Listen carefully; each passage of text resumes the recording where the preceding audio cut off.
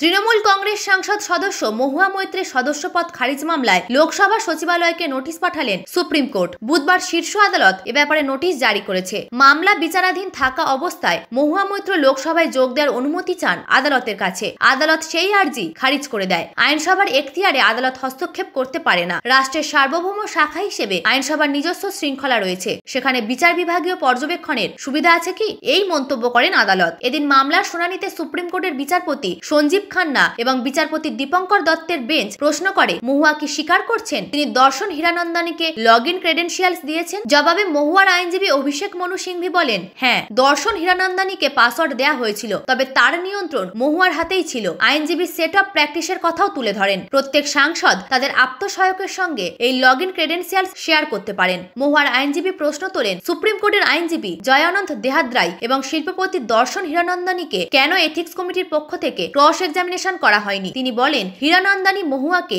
ঘুষ দিয়েছেন বলে অভিযোগ করেছেন জয়ানন্দ। আবার হীরানন্দানী বলছেন তাকে মহুয়া চাপ দিচ্ছেন, ফলে ক্রস এক্সামিনেশন অত্যন্ত জরুরি ছিল। বিচারপতি সঞ্জীব খান্না প্রশ্ন করেন, আপনি কি ক্রস এক্সামিনেশন চেয়েছিলেন? জবাবে মহুয়ার আইনজীবী বলেন, বহুবার চেয়েছি, অনুমতি দেয়া হয়নি। হীরানন্দানীও অভিযোগ করেছেন তাকে ডাকা হয়নি বলে। বিচারপতি সঞ্জীব খান্না জানান, একটি নোটিশ ইস্যু করা হচ্ছে, তবে এই মুহূর্তে সুপ্রিম কোর্ট কোনো মন্তব্য করছে না। মামলার পরবর্তী শুনানি 11ই মার্চ।